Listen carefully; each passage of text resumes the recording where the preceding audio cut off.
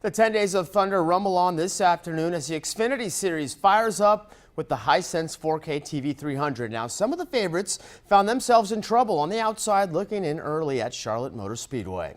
A difference a week makes a beautiful hot day at the track celebrating the Memorial Day weekend. We've got an early wreck. 25 laps into this one, Eric Jones loses control. The oil on the track has Daniel Suarez in trouble. He loses traction and goes into the wall. Elliott Sadler has nowhere else to go. And well, his day is done. Fast forward to the end, though, on the final lap, Joey Logano trying to hold off Denny Hamlin. Hamlin just has the stronger car. The 18 passing Logano on the outside, and then there's Kyle Larson making a run. Larson on Hamlin's rear, but going into the wall for a second straight weekend. Can you believe that? Hamlin hangs on for the win. Austin Dillon finishes second, Logano third. We were able to get 4 tires on this Hisense Camry and took off, but a little closer than what I thought. I mean, we were just really tight those last couple laps, but man, what a great day. The field is set for tomorrow's Coca-Cola 600. Martin Truex Jr. on the pole, followed by Joey Logano. Truex has been red hot in qualifying, taking the pole in 2 of the last 3 races, eyeing his first victory of the season. The 78 car led the Coca-Cola 600 last year, but had to pit late due to fuel issues, finishing in 5th place overall. Joey Logano was lightning fast through the first 2 rounds of qualifying until the end of the 3rd when Truex caught him. Now, Logano took home the $1 million payday in the All-Star race at Charlotte Motor Speedway last weekend and eyes a repeat in NASCAR's longest race of the season. Logano wrecked the previous 3 races before winning last weekend. It is nice to break through after 3 tough weekends and be able to break through and get that victory, first victory of the year. And even though it's the All-Star race and didn't count for points, we really want to win this Coca-Cola 600. I think it's been a long time since a Coca-Cola driver has won one of these things. Don't forget to stick around after Eyewitness News at 11 for the 9 Racing Report, what Mark Martin has to say about being enshrined to the NASCAR Hall of Fame, and much, much more. That's coming up right after this show. Stephen Curry and Golden State looking to even the series in Game 6. Meanwhile, the Charlotte Independents look to close out the month of May without a loss. Highlights from the pitch on tap when we come back. The Charlotte Independents were back on the pitch Saturday night. The Independents playing fantastic soccer in May, looking to close out the month with another victory. Charlotte hasn't lost all month long, and they didn't plan on losing tonight. First half, Independence draws first blood. A defender falls, and it's Brian Brown running free. Brown with some patience, blasting one past the goalie. It's 1-0 good guys. Second half tied at 1 apiece. In the 70th minute, Orlando City takes the lead off the free kick. Independence dropped their first game in the month of May. 2-1 the final. The Charlotte Knights continue their 6-game road trip tonight at Rochester, looking to bounce back with a win after losing Friday night. This one's so good we have to fast forward to the top of the 9th. Knights trailing until Jason Coates delivers the go-ahead base hit just past the second baseman, driving in 2. Knights pull out the W, 4-3. The Davison Wildcats baseball team sees their chance of winning their first Atlantic 10 Tournament championship come to an end, losing to Rhode Island 15-2. The Wildcats fall just 1 win short of clinching a spot in the NCAA tournament with an automatic bid. It's do or die tonight for former Charlotte Christian and Davison Star guard Stephen Curry and Golden State. The Warriors need to win Game 6 to keep their NBA Finals hopes alive.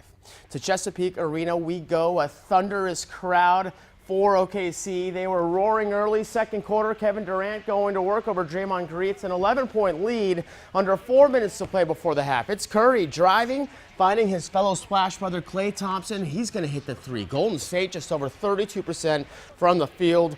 Under a minute to play now. Golden State needing a big bucket. It's Curry delivering the 3. Curry with 9 points at the half. Golden State trails this game late in the 4th quarter. LeBron James is heading back to the NBA Finals for a 6th straight time. You kidding me? The Cleveland Cavaliers dismantled Toronto 113-87. James, Kevin Love, and Kyrie Irving all had 20 or more points. LeBron, a monster performance. 33 points, 11 rebounds, 6 assists, and 3 blocks in the win. Cleveland finds themselves back in the finals for a 2nd straight year, looking to end a 52-year-long championship drought. You know, having these guys right here that's at full strength, having our team at full strength, and the way I feel personally, and I appreciate this moment. How about this moment? OKC and Golden State are tied right now as we speak. I'm freaking out. I'm a big Warriors fan, so I don't have to wait and see if Stephen Curry can pull it out, huh? I think he will. I like that. Thanks, Lauren. The Coca-Cola 600 is firing up at Charlotte Motor Speedway. Right now, weather has been the talk of the town, but so far so good. We'll have full highlights plus reaction if this race ends in a timely fashion on Eyewitness News at 11 p.m. To Indianapolis we go for the 100th running of the Indy 500. Talk about a gamble paying off big for rookie Alexander Rossi. Rossi literally coasted to his first IndyCar win. Rossi was sitting ninth and gambled on fuel, staying out while the rest pit. He radioed to his crew that he was actually out of gas when he crossed the finish line. He's the second American to win it in the past 3 years. Former Davidson star Stephen Curry and the Golden State Warriors find themselves one win away from getting back to the NBA Finals after a terrific performance on the road in Game 6 versus the Oklahoma City Thunder.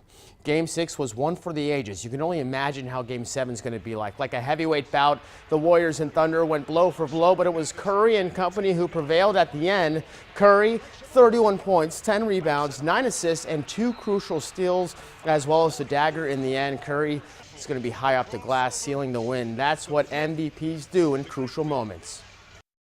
The way we play tonight, shows who we are, and we have one more opportunity to impose, our will in this series, and that's what we want to do.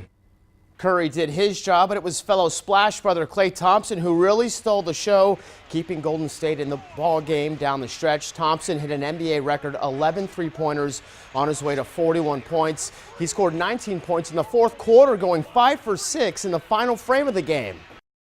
I should have had at least 13 because I missed some wide open looks early, but I had no idea what the record was. I didn't even know I had 11 threes. I was just trying to be aggressive.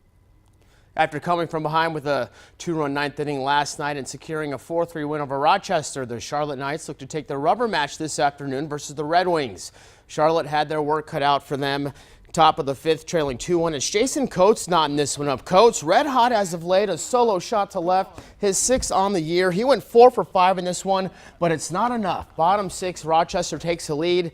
Terrence Marin on the relief, and he gets the batter to go fishing. He fires to first a little high. That scores a go-ahead run for Rochester. Last night, Knights skipper Julio Venus was tossed after arguing a call. This afternoon, it's Rochester's hitting and first base coach Chad Allen giving the first base ump the business right there. Knights lose a rubber match 5-3. Charlotte will be back in town tomorrow. Maybe the hometown crowd will help them out. Oh, absolutely. Yeah, thanks.